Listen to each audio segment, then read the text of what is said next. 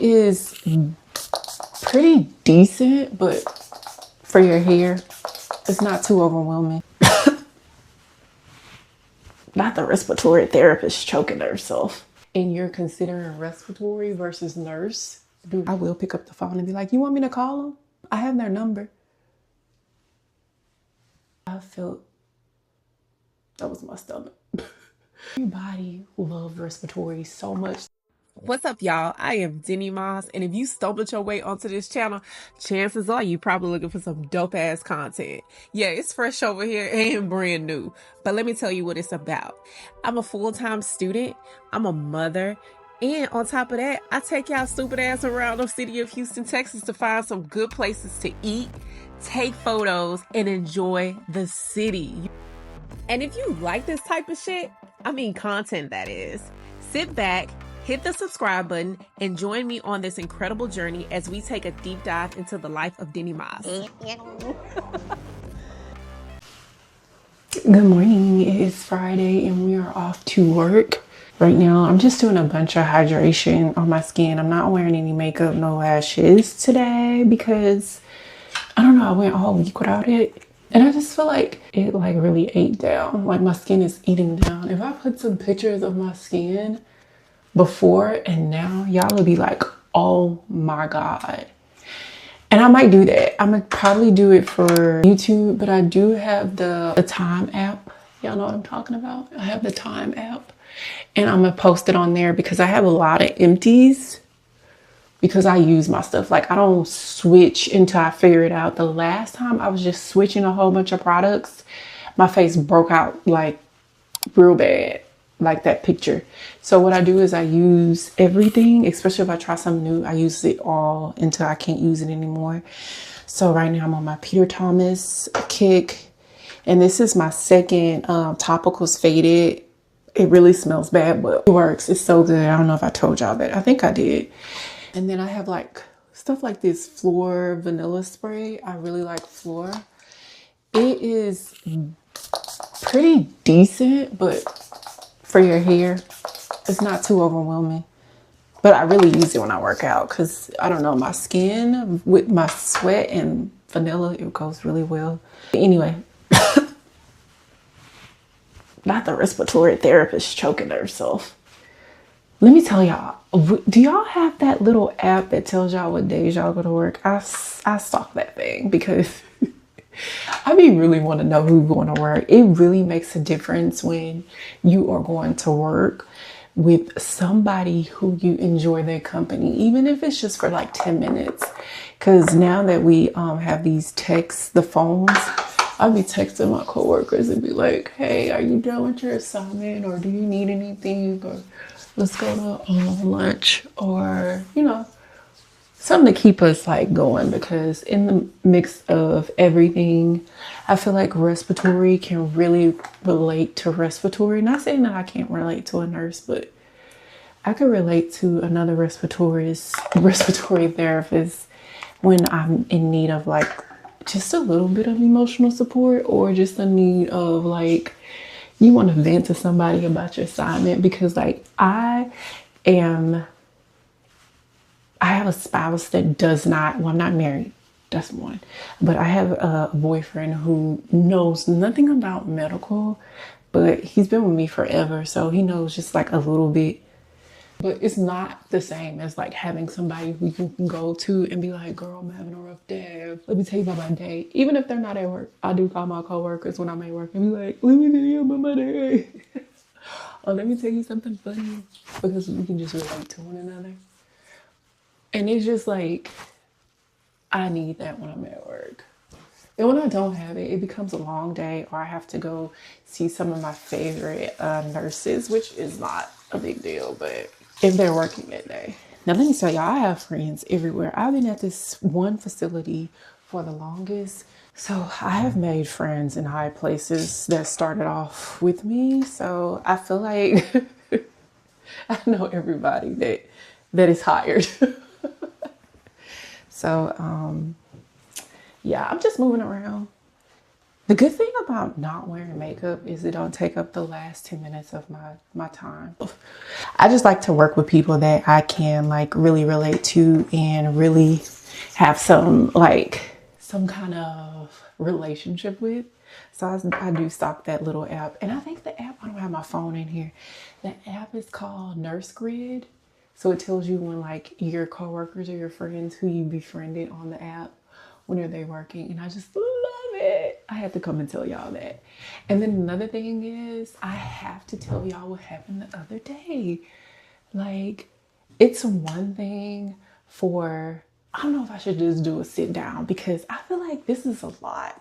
I feel like I do not like when people pit coworkers against coworkers. I do not like that at all. I feel like that is a major, it like burns me up because like during the pandemic, I found out how close respiratory therapists are with each other and like moving around and like traveling to different jobs. Like we had each other's back.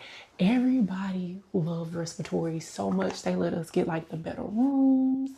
They let us do whatever we wanted. They let us pick our schedule, our days off. It was just like, y'all go ahead because y'all are like the most even keel people. And like I tell people that all the time, like how chill respiratory therapists are. So if you already have like a chill mentality and you're considering respiratory versus nurse, do respiratory. I'm gonna tell you right now. It's just, if that's your mentality, do it. Okay. Because everybody always asks me, oh, I don't know what to pick. I don't know if I want to pick a respiratory or nurse. If you have a chill ass mentality, everything is just copacetic. Even in like the most hectic situations, pick respiratory. That's where we all are. But any up is when people pit us against each other, like it could be nurse or respiratory. Like I had somebody was like, oh, well, coming into my conversation, don't know what we're talking about. I'm on the phone with somebody and had the audacity to say, respiratory be lazy. Sometimes respiratory therapists can be lazy. I looked at that individual and I was like, I don't know one lazy respiratory therapist, especially at this facility. Not one. And I say especially not during flu season. The audacity for somebody to tell me that and think I was gonna let it slide just because I'm this kind person, like I'm genuinely kind. I could put on and be nice, but sometimes I feel like niceness and kindness is not the same. Like kindness is like more like compassion. It's something like you're born with, and niceness you can kind of turn off and on. But I think because I'm so kind, she thought she can talk like that to me. And I was just like, I don't know no respiratory, no lazy respiratory therapist, not one. But if you know some, you could let me know. And she was like, oh no, I didn't mean it like that. I was like, well, that's what you said. Like, I don't take light to people talking about people. I don't take light to bullying. I don't take light to any of those situations. I just feel like if somebody is talking about respiratory or anybody in general, it's up to you to nip that kind of situation in the bud, because I don't want respiratory to be known for bully culture. But I know a lot of, my coworkers are like nurses are known for bully culture. That will not fly over here with me. And I nip that right in the bud because we're not going to start something we can't finish. This is not the job or the place for it. And I don't tolerate it. I nip things like that in the bud. So if you start off with people talking and being negative towards each other, nip it in the bud. Don't let it fly. And I always tell people when they start talking about something, I stop them right in their tracks and be like, I am so sorry if you thought, or if I gave you the impression that it was okay to talk about people, because it's definitely not, and definitely not to me. So if you want to talk about somebody, I'm not that person. I ain't never been that person, never will be that person. And I cut off so many friendships because of the boundaries that I have. And I don't mind doing it because that's just the type of person I am. I feel like there's so many people in this world, but it's like 5 million. in Houston. So like I will cut you off for anything that goes against my boundaries. And they're not that strict. Look at me. My boundaries are not that tight, but don't talk about each other at work. Don't talk about your coworkers at work, especially not calling somebody lazy. If you're not here on a shift, how can you call somebody lazy? You don't even work with them. You work a whole different shift. You don't know what they're going through. You don't know what you... Anyway, that pisses me off. So I will like to say that if you have a person to talk about your coworker, nip that shit in the bud. Be like, no, I don't feel comfortable with talking about so-and-so when they're not here. But, oh, this is another thing. I will pick up the phone and be like, you want me to call them? I have their number. Since you will talk about somebody, I have their number. But I use this to combat all the stinky stuff. It's Claude. I don't know if y'all can see it. Claude. Caudali. Caudali. That smells good. It's like my favorite thing to smell. And then because I'm not wearing makeup, all I'm gonna do is I use Got to Be because if you know, you know. That stuff keep my eyebrows like they have that, what's it called? That perm on them. They say it's not perm, but I know for sure it's perm. So I use this with my pencil to push my brows up because, girl, these brows be a mess. And boys, because I know a lot of men have been watching my channel and I really appreciate that. But I really wanted to tell y'all that, like, I felt, that was my stomach. I felt like I need to start y'all off with that because there's so much going on with that type of culture, the bully culture, and I just don't condone it. So like at work, I will nip it in the tracks, like saying it professionally, like, oh, you know, I don't feel comfortable with talking about somebody that's not here. I don't feel comfortable discussing their personality or their work ethic while they're not here. I just feel like that's a lot. And if they're not here to defend themselves or not even have a discussion about it, I don't feel comfortable. I can call them. If I have their number, I will say that. I'd be like, oh, I'll call them and we can discuss it. But I don't feel comfortable discussing it while they're not here. It's just like something about that just rubs me the wrong way.